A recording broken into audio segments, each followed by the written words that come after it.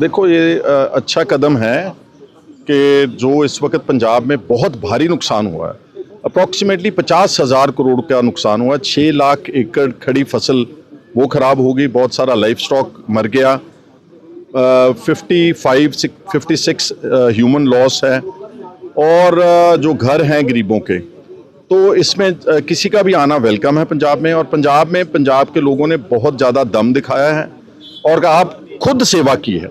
यहाँ पर दोनों सरकारें फेल हुई हैं। बीजेपी की सरकार तो अटरली फेलियर है बीजेपी का, उनको तो उनके ऊपर शक है कि शायद पंजाब में पानी ही इन लोगों ने छुड़वाया। भगवंत मान का फेलियर इसलिए है क्योंकि उसने रंजीत सागर डैम को कंट्रोल नहीं कर पाया, और रंजीत सागर डैम जो है वो मैक्सिमम लिमिट जब पहुंच गई तो बहुत बड़े मात्रा में पानी छोड़ा रावी में 42 ब्रीचेस अकेले रावी दरिया में हुई हैं।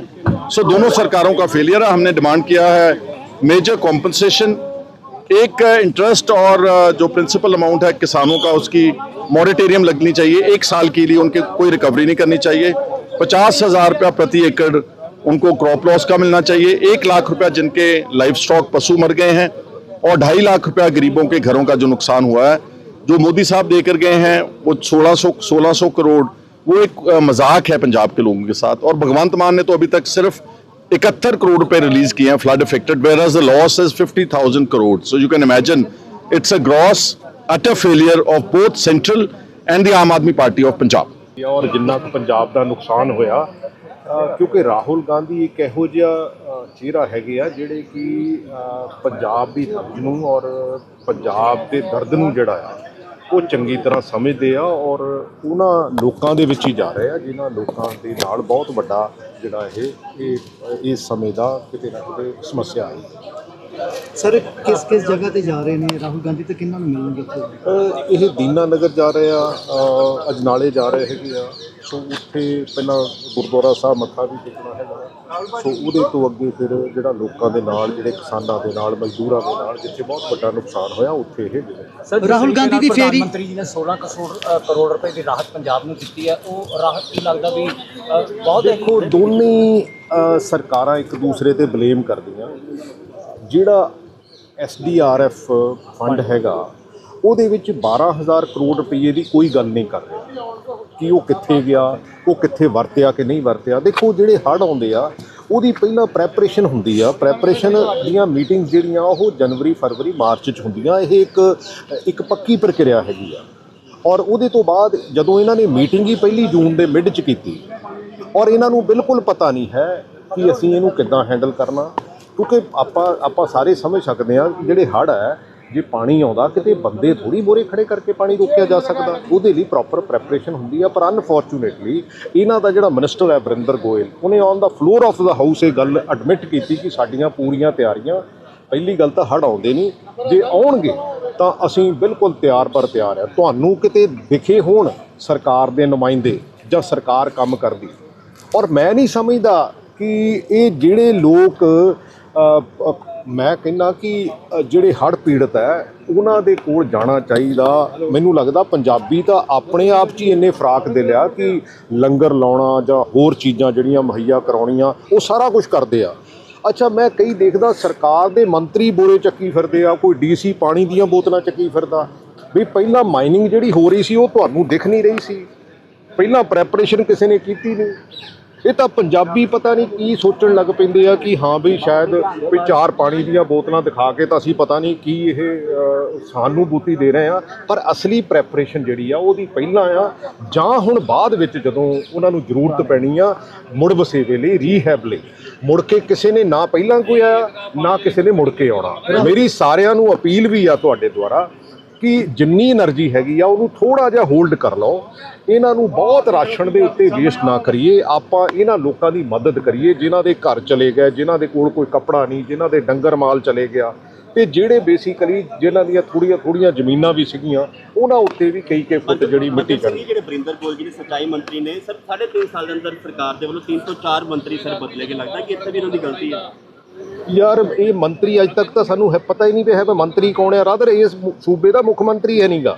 ਤੁਹਾਨੂੰ ਸ਼ਾਇਦ ਗਲਤਫਹਿਮੀ ਹੋਵੇ, ਪੰਜਾਬ ਵਾਲਿਆਂ ਨੂੰ ਗਲਤਫਹਿਮੀ ਹੋਵੇ, ਇਹ ਤਾਂ ਅਸਲੀ ਗੱਲ ਹੈ। ਦਿੱਲੀ ਦਾ ਇੱਕ ਟੋਲਾ ਹੈਗਾ, ਇੱਕ ਧਾੜ ਵੀ ਹੈਗੇ ਆ ਜਿਹੜੇ ਪਹਿਲਾਂ ਨਹੀਂ ਆਪਾਂ ਸੋਚਦੇ ਹੁੰਦੇ ਸੀ, ਸਮਝਦੇ ਹੁੰਦੇ ਸੀ ਵੀ ਦਿੱਲੀੋਂ ਧਾੜਵੀ ਆਏ ਜਾਂ ਫਲਾਨੀ ਜਗ੍ਹਾ ਤੋਂ ਧਾੜਵੀ ਆਏ, ਇਹ ਉਹ ਧਾੜਵੀ ਆ ਜਿਹੜੇ ਬੇਸਿਕਲੀ ਸਾਨੂੰ ਇੱਥੇ ਲੁੱਟਣ ਆਉਂਦੇ ਆ, ਹੋਰ ਇਹਨਾਂ ਦਾ ਕੰਮ ਕੋਈ नहीं है। राहुल गांधी आज पंजाब के अमृतसर पहुंचे हैं और उनके दौरे को आप कैसे देखते हैं? देखो, हम लोगों के लिए बहुत बड़ी मोटिवेशन है, क्योंकि एक्चुअली जब एक स्टेट का सीएम डिफरेंट हो तो हमारे लिए हमारा लीडर तो सबसे बड़े लीडर तो राहुल गांधी जी हैं, तो इनकी इंस्ट्रक्शंस तो पहले आती रही और उनका एक हुक्म जो मुंह से निकला वो नहीं निकला कि और कुछ बात करें, उन्होंने यही कहा सेवा करते रहो।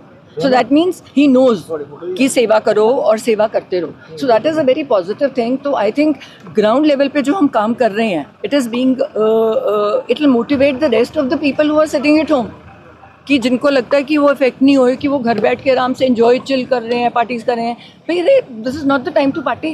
तुम्हारा आधा पंजाब डूबा हुआ है, तुम छोड़ो पार्टीज़ को, उसकी जगह हमने 7 टीमें लगाई हुई हैं। तुम ब्लैंकेट्स दो, शीट्स दो, आगे मेडिकल के कैंप्स आप देखोगे हम हर जगह लगाएंगे। सारे एनआरआई से बात हुई है, वो कुलवंत जी आ गए हैं, ऑलरेडी पहुंच गए हैं। सो ये बहुत बड़ी एक मोटिवेशन आई थिंक होगी, because when you are being noticed by a senior leader, so it gives you lot of strength to work more. Right, you know ma'am just want to know कि इस पूरे हड़ प्रभावित दौर ਦੇ ਵਿੱਚ ਜਿਹੜਾ ਹੈਗਾ सिद्धू साहब सानू किते नज़र नहीं आ रहे कि वो देखो उनकी रिप्रेजेंटेटिव मैं हूँ, उनके थोड़े से ऑलरेडी पहले के कमिटेड वो थे और वो मतलब नेचुरली उनका अपनी तरह से एक चल रहा है, क्योंकि मैंने शुरू से कहा था उनको एक फाउंडेशन अपनी कर लो। हम जो हमें पैसे ऑफर करता है हम किसी न किसी फाउंडेशन पे डाल रहे हैं, तो अपनी फाउंडेशन होती तो शायद आपको हम खुल के दिखते, पर उनसे जो काम हो रहा है, यूवी को फ़ोन किया, सबको फ़ोन किया, हरभजन को फ़ोन किया कि आप जितना, और वो आपने देखा वो सामान आया अभी। और संत लोग भी सरहाली वाले संतों ने, उन्होंने सिर्फ हमारा नाम लिया, वो सबकी सेवा नहीं ले रहे, तो वो कम बंदों की सेवा ले रहे हैं। उनको पता है कि ये लोग दिल से आए हैं। मैडम, राजनीतिक लोग जो इस समय एक दूसरे पर आरोप लगा रहे हैं, क्या उनको बताना चाहेंगे कि इन बातों को छोड़कर पंजाब की दुख की घड़ी में सभी को एक साथ होना चाहिए? मैं आपको पहले ही कह रही हूँ कि ये समय ही नहीं, ये ना लोग समझते नहीं हैं, ये सोचते हैं ऐसे करने से, चलाकियाँ चुस्तियाँ करने से कुछ मिल जाता है। ये तकदीर है ना जो इंसान की किस्मत, वो पीछे से भगवान लिख के भेज रहा है। सिद्धू में 2500 ਵੱਧ ਪਿੰਡ ਪ੍ਰਭਾਵਿਤ ਹੋ ਚੁੱਕੇ ਆ, ਲੱਖਾਂ ਏਕੜ ਸਾਲ ਫਸਲ ਬਰਬਾਦ ਹੋ ਚੁੱਕੀ ਹੈ, 55 ਤੋਂ ਵੱਧ ਮੌਤਾਂ ਹੋ ਚੁੱਕੀਆਂ। ਸਰ ਮੈਮ ਜ਼ਿੰਮੇਦਾਰ ਤੁਸੀਂ ਕਿਸ ਨੂੰ ਠਹਿਰਾਉਂਦੇ, ਕੇਂਦਰ ਸਰਕਾਰ, ਪੰਜਾਬ ਸਰਕਾਰ? ਅੱਜ ਤੱਕ ਸਭ ਤੋਂ ਤਗੜਾ ਹੜ੍ਹ ਜਿਹੜਾ ਪੰਜਾਬ ਵਿੱਚ ਆਇਆ। ਮੈਨੂੰ ਸਭ ਤੋਂ ਪਹਿਲਾਂ ਮੈਂ ਚਾਹੁੰਦੀ ਹਾਂ ਸਟੇਟ ਦੀ ਤਿਆਰੀ ਕਿੱਥੇ ਸੀ। ਤੁਸੀਂ 2004 ਚ ਜਦੋਂ ਪਹਿਲੀ ਵਾਰ ਐਮਪੀ ਬਣੀ ਆ, ਆਈ ਥਿੰਕ 2006 ਚ ਉਹਨਾਂ ਨੇ ਪਾਰਲੀਮੈਂਟ 'ਚ ਬੋਲਿਆ ਸੀ। ਮੈਂ ਉਹਨਾਂ ਦੇ ਨਾਲ ਗਈ ਸੀ ਜਦੋਂ ਡਿਜ਼ਾਸਟਰ ਮੈਨੇਜਮੈਂਟ ਦੇ ਨਾਮ ਤੇ ਅਸੀਂ ਪੰਜਾਬ 'ਚ ਲੱਭਣ ਗਏ ਕਿ ਕਿੱਥੇ ਹੈ ਜਗ੍ਹਾ, ਡਿਜ਼ਾਸਟਰ ਮੈਨੇਜਮੈਂਟ ਦੇ ਪੈਸੇ ਕਿੱਥੇ ਹੈ। ਅੱਜ ਤੱਕ ਸਟੇਟ ਦੇ ਉੱਥੇ ਸਾਨੂੰ ਇੱਕ ਮੇਜ਼ ਮਿਲਿਆ ਟੁੱਟਾ ਹੋਇਆ, ਇੱਕ ਕੁਰਸੀ ਮਿਲੀ, ਡਿਜ਼ਾਸਟਰ ਮੈਨੇਜਮੈਂਟ ਦਾ ਦਫ਼ਤਰ ਤੁਸੀਂ ਲੱਭ ਕੇ ਦਿਖਾ ਦਿਓ ਮੈਨੂੰ ਹੁਣ ਤੱਕ ਜੇ ਕੋਈ ਵਧੀਆ ਹੋਇਆ ਹੋਵੇ। ਡਿਜ਼ਾਸਟਰ ਮੈਨੇਜਮੈਂਟ ਨਾਮ ਦੀ ਚੀਜ਼ ਹੀ ਨਹੀਂ ਇਹਨਾਂ ਦੇ ਮਨ 'ਚ ਆਉਂਦੀ। ਇਹ ਸੋਚਦੇ ਲੋਕ ਪੈਸੇ ਇਕੱਠੇ ਕਰਨ ਤਾਂ ਦੇ ਦੇਣ, ਕਿਉਂਕਿ ਸਰਕਾਰ ਕੋਲ ਤਾਂ ਇੱਕੋ ਹੀ ਜਵਾਬ ਹੈ, ਮੇਰੇ ਕੋਲ ਪੈਸੇ ਨਹੀਂ। ਤੁਸੀਂ ਮੇਰੇ ਨਾਲ ਮੰਤਰੀ ਸੀਗੇ, ਦੇਖੋ ਉਹਨਾਂ ਨੇ ਲਾਚਾਰੀ ਸਾਬਿਤ ਕੀਤੀ ਆਪਣੀ ਕਿ ਭੈਣ ਆ ਗਈ ਹੈ, ਜਨਾਲਾ ਸੰਭਾਲ ਲੂਗੀ, ਸਾਡੇ ਕੋਲ ਪਿੱਛੋਂ ਕੋਈ ਪੈਸਾ ਨਹੀਂ। ਮਤਲਬ ਤੁਸੀਂ ਡਿਜ਼ਾਸਟਰ ਮੈਨੇਜਮੈਂਟ ਫੰਡ ਹੈ, ਹਰ ਸਾਲ ਦਾ ਇਕੱਠਾ ਕਰੋ, ਤਿਆਰੀ ਕਰੋ। ਤੁਸੀਂ ਕੈਨਾਲਸ ਦੀ ਲਾਈਨਿੰਗ ਇੰਨੀ ਉੱਤੇ ਰੇਸ ਕਰਕੇ ਦਿਓ। ਤੁਸੀਂ ਲੋਕਾਂ ਨੂੰ ਪਹਿਲਾਂ ਅਲਾਓ ਕੀਤਾ, ਮੇਰੇ ਨਾਲ ਚੱਲੋ, ਮੈਂ ਤੁਹਾਨੂੰ ਦਿਖਾਨੀ ਆ ਨਦੀਆਂ ਦੇ ਰਸਤੇ 'ਚ ਕਿੰਨੇ ਕਿੰਨੇ ਘਰ ਹੈ। ਫਿਰ ਤੁਸੀਂ ਕਹੋਗੇ ਘਰ ਬਹਿ ਗਏ, ਉਹ ਘਰ ਬਣਾਉਣ ਕਿਉਂ ਦਿੱਤੇ? ਕਿਹਨੇ ਉੱਥੇ ਉਹਨਾਂ ਨੂੰ ਘਰ ਰਸਤਿਆਂ 'ਚ ਪਰਮਿਸ਼ਨ ਦਿੱਤੀ ਹੈ ਨਾ? ਉਹਨਾਂ ਨੂੰ ਪਨਿਸ਼ ਕਰੋ, ਤੇ ਜਿਹੜੇ ਬੰਦੇ ਰਿਸਪੌਂਸਿਬਲ ਹੈ ਉਹ ਭਰਨ ਉਹਦਾ ਮੁਆਵਜ਼ਾ। ਸੋ ਇਹ ਸਾਰਿਆਂ ਨੂੰ ਦੇਖਣਾ ਚਾਹੀਦਾ ਸੀ। ਪਲੱਸ ਜਿਹੜਾ ਉੱਤੋਂ ਇੰਨਾ ਜ਼ਿਆਦਾ ਪਾਣੀ ਸੁੱਟਿਆ, ਤੇ ਜੇ ਡਿਜ਼ਾਸਟਰ ਮੈਨੇਜਮੈਂਟ ਹੁੰਦੀ ਤਾਂ ਅਨਾਊਂਸ ਕਰਦੇ। ਜਦੋਂ ਮੈਂ ਲੋਕਾਂ ਕੋਲ ਗਈ, ਕਹਿੰਦੇ ਮੈਂ ਕਿਹਾ ਕੁਝ ਵੀ ਨਹੀਂ ਸਾਂਭਿਆ, ਕਹਿੰਦੇ ਮੈਮ 5-5 ਫੁੱਟ ਪਾਣੀ ਸੀਗਾ, ਬੱਚੇ ਨਹੀਂ ਆਪਣੇ ਫੜੇ ਗਏ, ਕੋਠੇ 'ਤੇ ਜਾ ਨਹੀਂ ਸਕੇ, ਇੰਨਾ ਟਾਈਮ ਨਹੀਂ ਮਿਲਿਆ।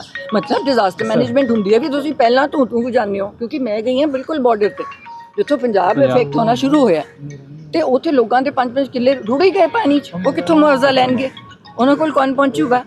ਤੇ ਇਹ ਤਾਂ ਫੰਡ ਡਿਜ਼ਾਸਟਰ ਮੈਨੇਜਮੈਂਟ ਦਾ ਸੈਂਟਰ ਤੋਂ ਹਰ ਸਾਲ ਲੈਣਾ ਹੁੰਦਾ।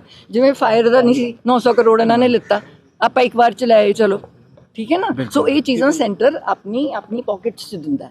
ਪਲੱਸ ਉਹ ਲੋਕਾਂ ਨੂੰ ਪਨਿਸ਼ ਕਰਨਾ ਚਾਹੀਦਾ ਜਿਨ੍ਹਾਂ ਨੇ ਇੰਨਾ ਪਾਣੀ ਬਿਨਾਂ ਵਾਰਨਿੰਗ ਦੇ ਇੱਕਦਮ ਛੱਡ ਦਿੱਤਾ।